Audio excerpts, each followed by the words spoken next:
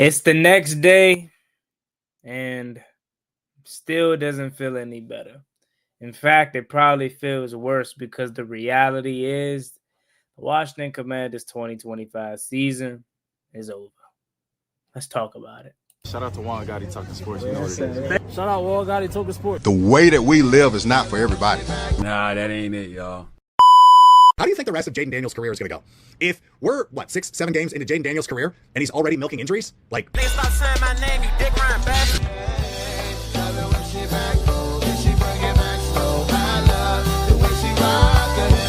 love the way she move it, shake it on me.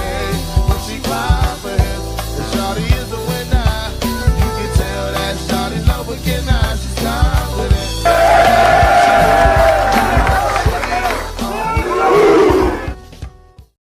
Hello, good people. It's your man Juan Gotti here. And another miserable Monday for the Washington Commanders. And this time I think it's, in my opinion, a death note to say the least, because the season's done to me. Yesterday was yet another gut punch, to say the least. Because going into this game, I felt like the Washington Commanders, as long as they had Jaden Daniels, had a shot. And I don't care what anyone says. Up until Jaden Daniels fumbled and got hurt on the same exact play, I felt like we were going to win that game. I really did. It was 15-30. We were driving. Jaden Daniels was doing his thing with what he could do his thing with, right? And then once he fumbled the ball and got hurt, same play, I said, oh, yeah, it's wraps. It's wraps, and season's done. And I know a lot of people have tried to say, Juan, you're tripping. Juan, the season's not done. Well, it's over. I'm going to show you exactly why the season is done. Because we're 1-4 in the conference. You are 3-4 in the division, and your upcoming schedule is Kansas City, Seattle, and Detroit. Who thinks we're winning any of those games at this point? With no Jaden Daniels, we might as well pack in the season, in my opinion. With no Jaden Daniels, it's over. He was the only light to this team at this point. I mean, my guy was out there with Chosen Anderson. My guy was out there with Chris Moore, and people have the nerve to say Jaden Daniels this, Jaden Daniels that. Without Jaden Daniels, we would literally be 0-6 right now. So whether you believe he was perfect yesterday, whether you feel like he missed some throws, which you can say he did, without him, we wouldn't even have been in that game to begin with. Without him, we wouldn't even have 3 wins. So what are we talking about? Now, all of a sudden, fans have short-term memory loss, and now fans are saying, oh, well, Washington might regret not taking Drake May. You wasn't saying that bullshit last year when we was going to the NFC Championship. And I thought I was an in-the-moment fan, but some of you all are ridiculous, man. We regret taking Jaden Daniels, my guy. Are we not watching the same thing? He's the least of the problem. If he's even a problem at all, which I'd have a hard time believing that to even begin with. Defensively, we suck. We know that. Marshawn Lattimore is legitly like the worst cornerback I've ever seen in my life. It's so bad. I was thinking like Josh Wilson. Who remembers Josh Wilson, bro? You really had to be an OG if you remember 26 Josh Wilson. Like, this man is up there with that caliber of cornerback play. I'm talking Quentin Dunbar, number 47 Quentin Dunbar, not 23 where he got a little bit of swag. 47 Quentin Dunbar. Brashad Breeland is what I'm talking about. Bakari Rambo. Y'all ain't ready for that discussion. Y'all don't really know ball. Like, no, I'm just trolling. But, like, it's to that point. And you know what pisses me off about Marshawn is, right? Like, yesterday, the coverage was not the issue. It's the fact that this man cannot locate a football to save his life. This man cannot locate a football to save his life. If his life depended on him looking back for a football, you might as well kill him at that point because he ain't going to do it. I guarantee you, had he looked back for a couple of them passes, probably would have been passing the firm. I mean, probably would have been a broken up pass. Them footballs were underthrown like shit. Couldn't make him pay for it, though. I mean, defensively, Joe Witt Jr. is so inept. It's bad. It's so bad. You know, I came to this conclusion like 2 or 3 weeks ago. I just never say it. And all the time I don't say it because I try my best to just give this team the benefit of the doubt. But Joe Witt Jr. is nothing more than a black Jack Del Rio. He's nothing more than a black Jack Del Rio. You want to know why I feel as such? It's because they literally do the same exact thing. They will talk a good game. They will talk your head off. They will tell you what they need to do to be better. Oh, I know we need to be better. Oh, I know this. Oh, I know that. Oh, we can do this. Or I really like that. But then when it comes to Sunday, Monday, or Thursday, he go out there and don't do shit. Don't make no adjustments. Don't do anything. You see that Marshawn Lattimore is getting obliterated. Don't make no changes. At what point do you say, you know what? Let me try something different. And we can't just solely harp on Joe Witt because you got bum ass Quan Martin and Marshawn Lattimore running into each other like, what the hell? We can't catch a break. 1 minute is Joe Witt Jr.'s fault. The next minute it's the players' fault because they running into each other. They don't know how to. I don't know, bro. Like, I really don't know. And it's so frustrating because I thought we were done being like this. Like, I thought we were done being like this. Did I think we would win a Super Bowl this year? I'm not gonna sit up here and say we were gonna win a Super Bowl. I'm not gonna sit up here and say that we weren't going to like had the best record in the NFC. No. But I expected last year was the start of something.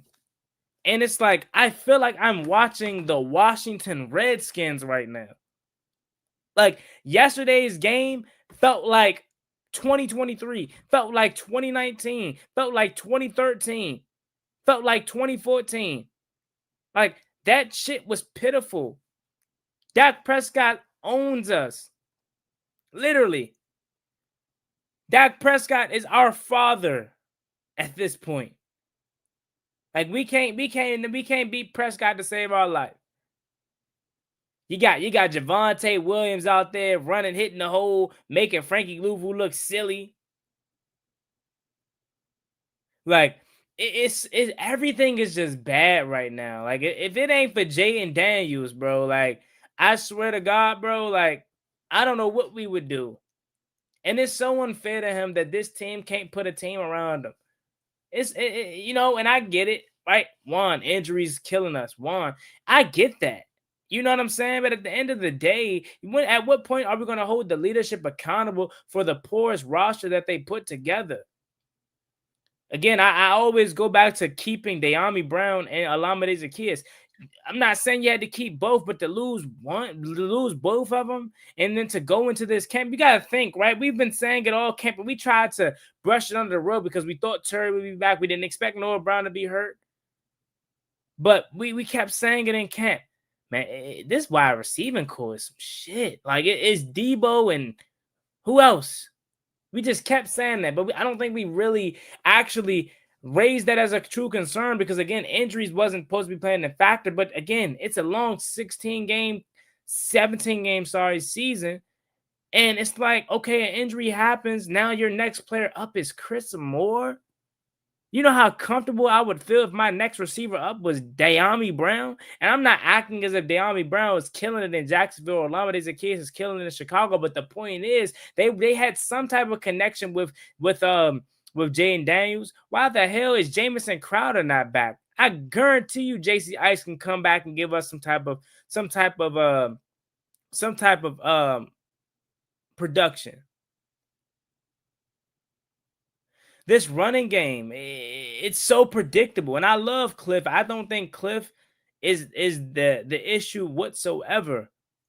A lot of people want to harp on Cliff's back about him not being creative. How the hell do you expect this man to be creative when his wide receiver one is Chris Moore and his other boundary receiver is Robbie Chosen Anderson?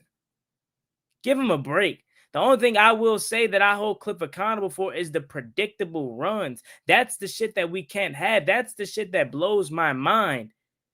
And anytime Jaden lines up out of the gun and Bill is to his left, it's an inside zone. Anytime Jaden lines up to the gun and Bill's to his right, it's an inside zone. Like, it's so predictable. That's the only thing. Why don't we get under center? Bill's supposed to be this quick, fast, agile running back that can run out in space. Why don't we try to give him any runs in space, tosses, stretches, pitches, jet sweeps, use them in more? Like, why don't we do none of that? That's my biggest gripe with Cliff.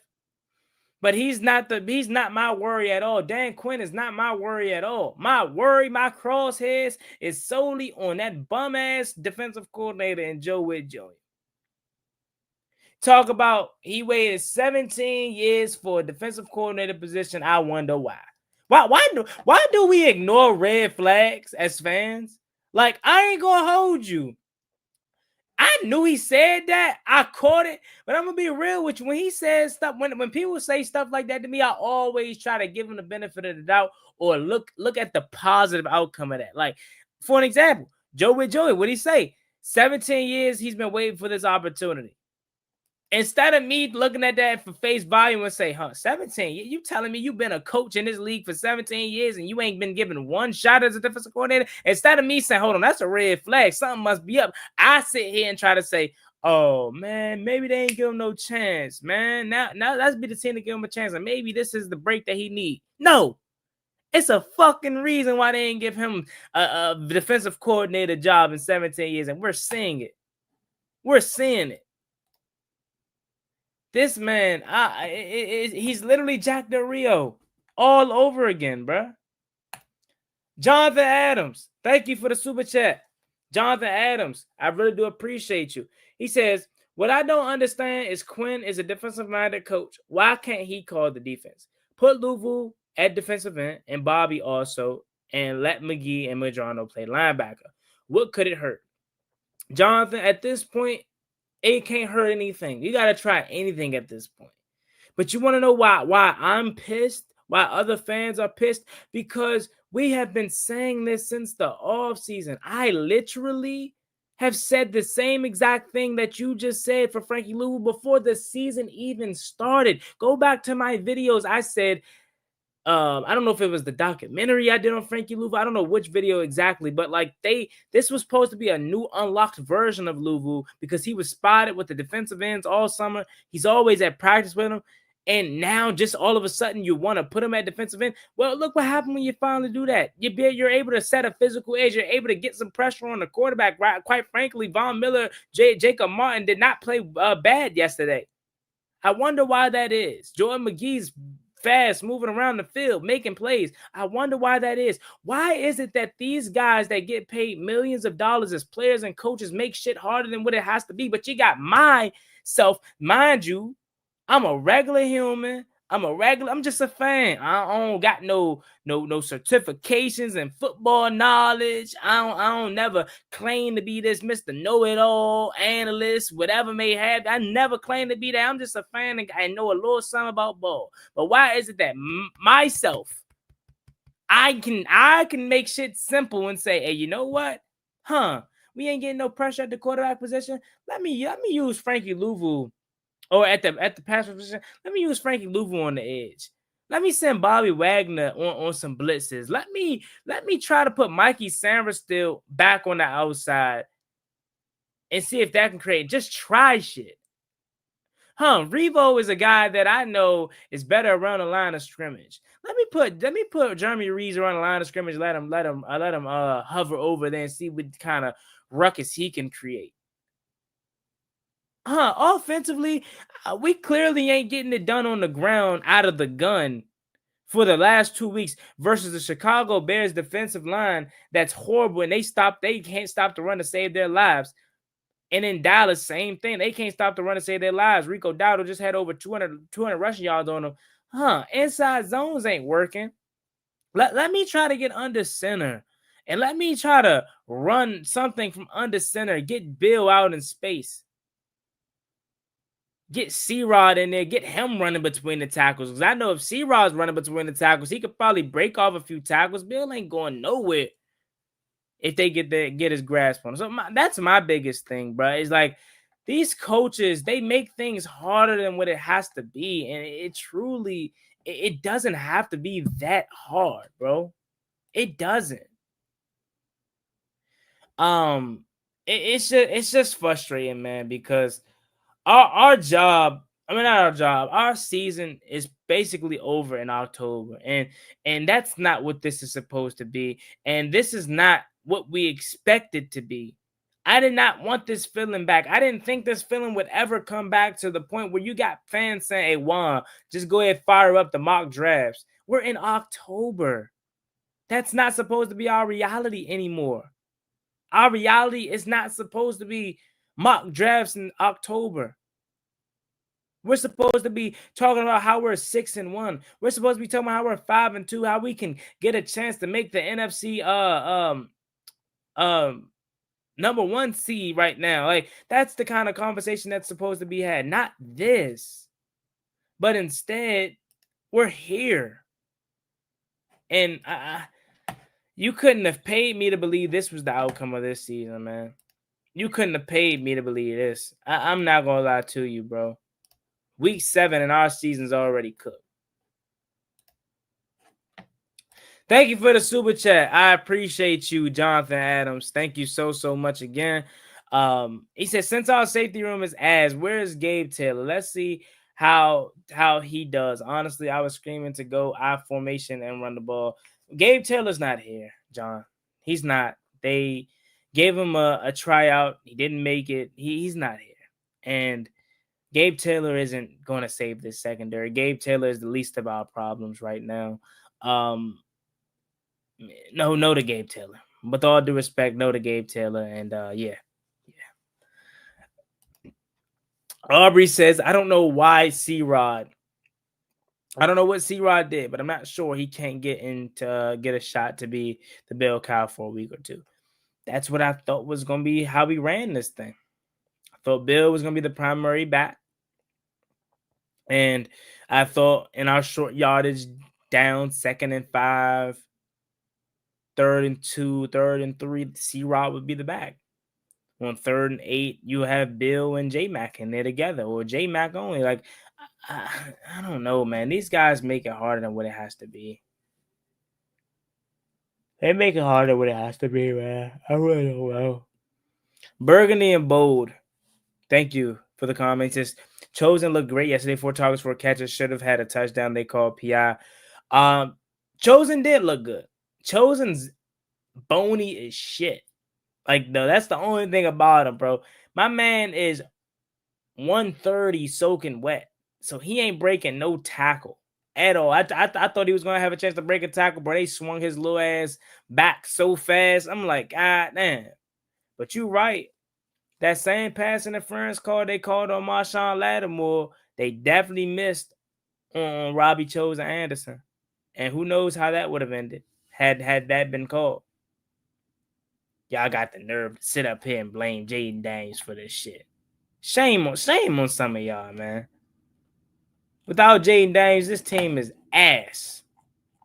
And we're already ass. But, like, man, it's unfortunate where we're at right now. Marshawn Lattimore PFF rating versus the Cowboys, 29.2. 29.2 is Marshawn Lattimore's PFF rating versus the Cowboys yesterday. By the way, just to let you know. Bad. JP Finley says, after the ugly loss to the Dallas Cowboys, or to Dallas, the Commanders are now 3-4 on the year. Washington is under 500 for the first time since week 1 of 2024. In over a year, the Washington Commanders are 3-4 or are under 500 for the first time in a year, bro. It's crazy. McCaffrey played 36 of the offense's 67 snaps, 2 targets, no catches. Robbie Chosen Anderson with 33 snaps, 4 targets, and 4 catches. Robbie Chosen Anderson came in and played 33 snaps. If that doesn't scream to you, we are desperate, we are down bad, then I don't know what will. Because to be on the practice squad and then your first game, you literally having to play damn near 70% or 50%, I should say, of the offensive snaps. Like, that is crazy. Look at this number. You got Chris Moore out there playing 53% of the team's offensive snaps. Are you kidding me? This is a practice squad guy. Chris Moore is a practice squad receiver, ladies and gentlemen. He's not even supposed to be here. His ass isn't even supposed to be making the trip. And he's playing 53% of the team's offensive snaps. It's crazy.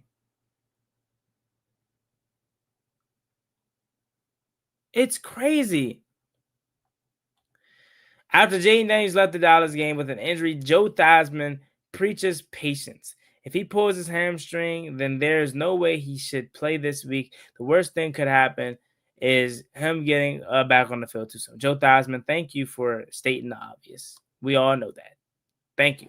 With all due respect, Joe Theismann, we love you here, man, but that's literally, we know that. We know that. He's not playing. If he pulled his hamstring, he shouldn't play for the next month. Look at Lamar Jackson, and I know those are different players, but, like, they're the same in terms of the skill set.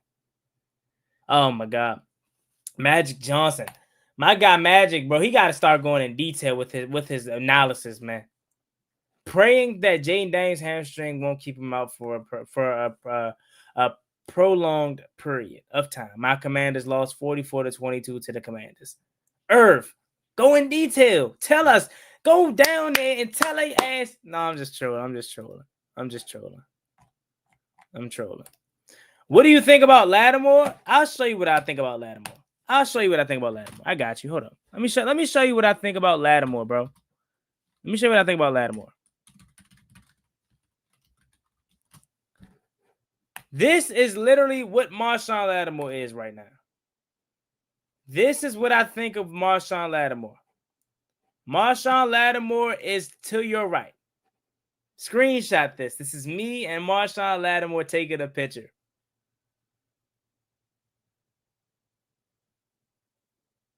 You took it? All right, cool. That's what I think of Marshawn Lattimore right now. He is burnt toast, man. This guy is washed. He is washed, bro. And so many people tried to tell me this last year, but I kept trying to give him the benefit of the doubt. Hamstring injury. We finally got a healthy Marshawn. Things are going to be better. I kept telling myself that. But every single time, it's like he's literally Benjamin St. Juice. Everybody want Joan and clown and bid off of St. Juice, but on who? That's not literally Lattimore. Every single time, it's a deep pass. Not even a deep pass. Every single time, it's a pass in the direction of Lattimore. You already got to expect the yellow flag to come out.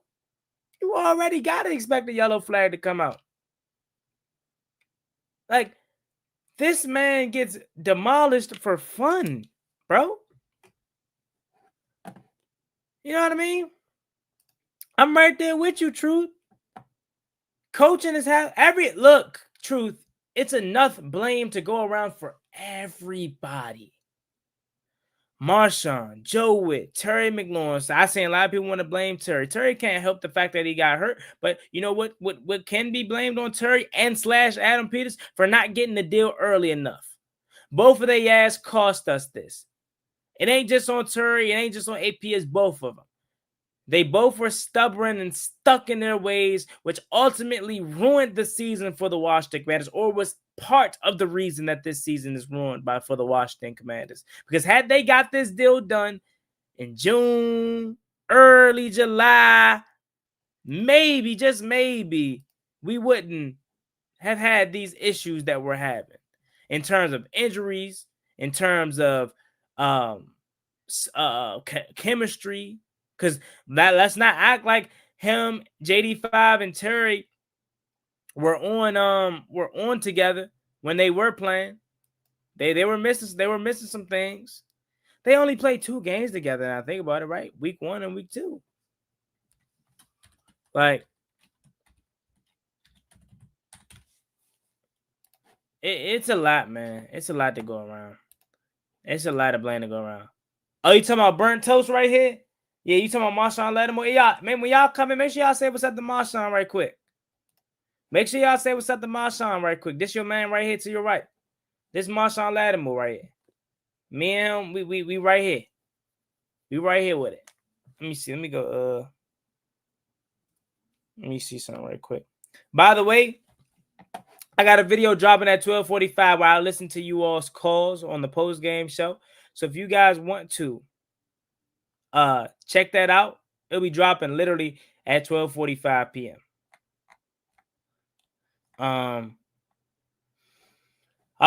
Man, this sucks, bro. This sucks that our season is over. Donnell J, Cowboys fan. Here he goes. He deserves the drag today. He got it. He got it. He says, "We love you, Lattimore."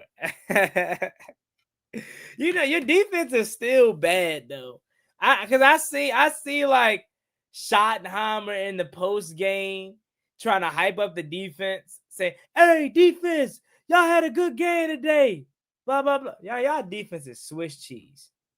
Y'all defense steal some buns. Now, offensively, I ain't got no gripe. Dak is on one. CD, JP, GP, or like, offensively, we know what you are. That defense is horrible, though. Just to let you know. If you can't get turnovers, you might as well pack it up because they going to target you all game long. We can't get turnovers, man. You know what I mean? We can't get turnovers. Can't get nothing. Save our life, bro. Our shit is cooked, man. My guy Hassan, I praised our defense during training camp. Should have known with those ragtag receivers we asked again. Yeah, Hassan, that's the thing, right?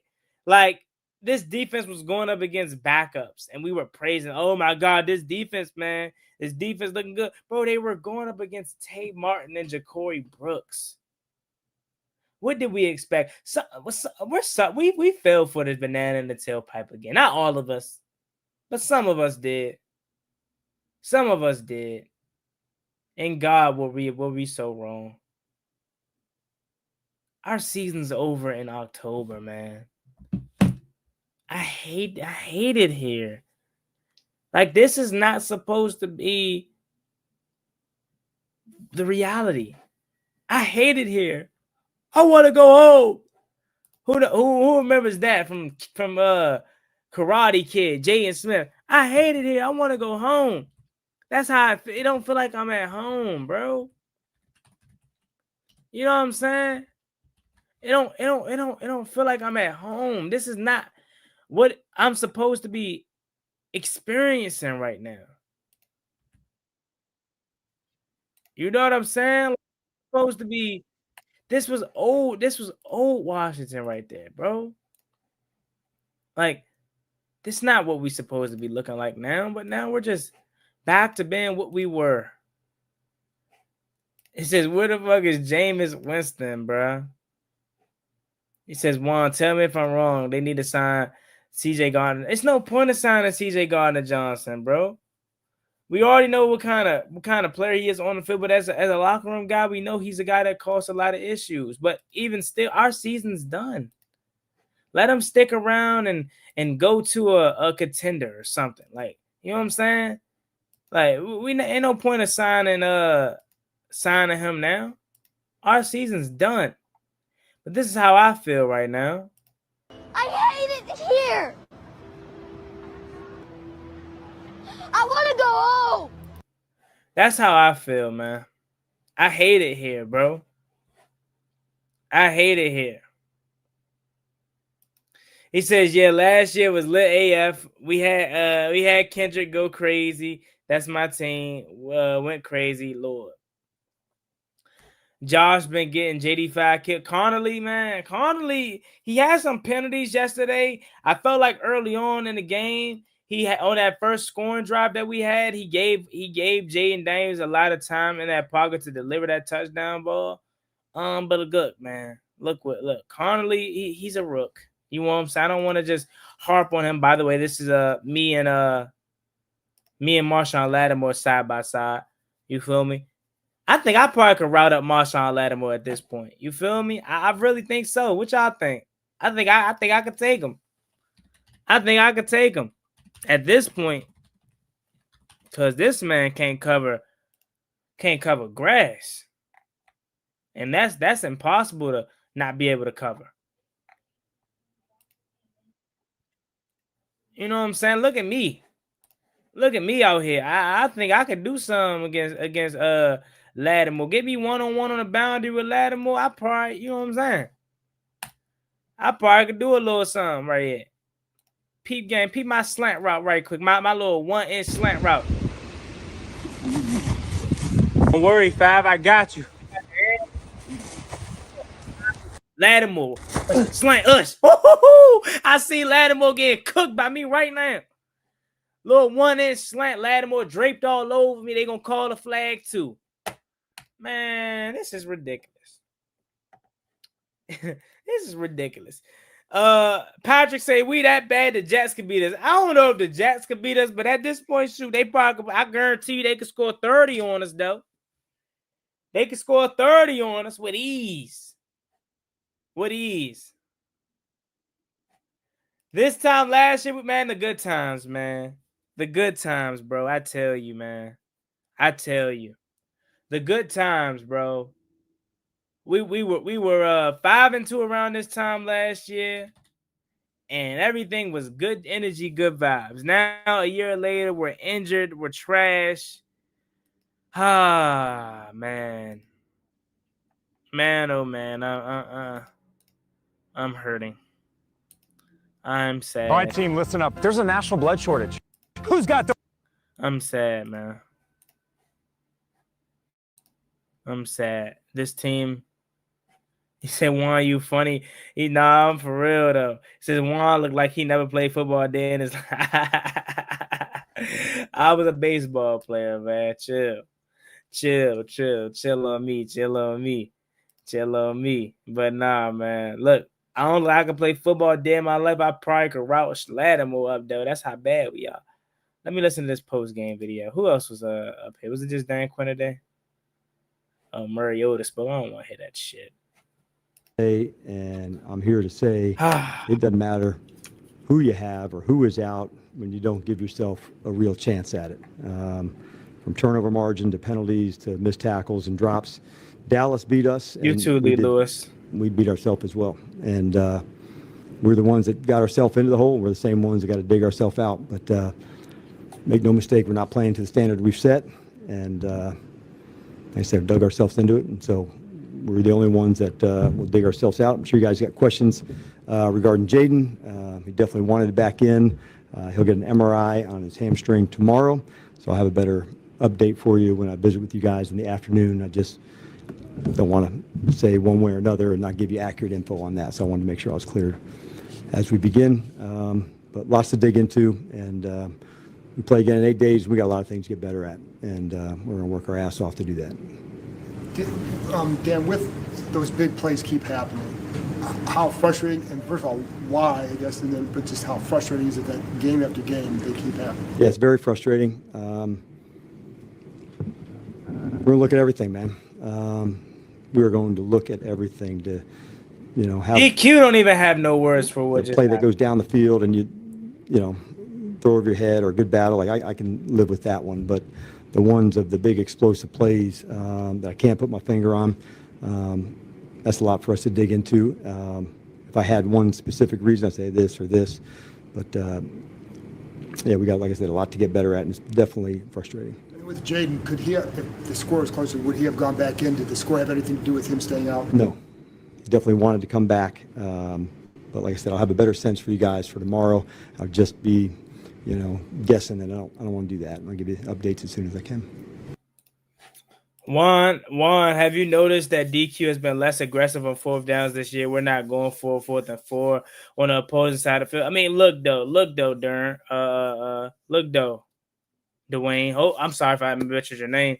I actually felt like he was aggressive yesterday. I felt like we went for it on fourth down. Whether we actually was able to complete it or whether we were able to get the snap off, if it wasn't false stuff or false starting and stuff of that nature, like we actually attempted it or had the mindset, the game plan to go for it. We just couldn't execute, whether again penalties or just poor play.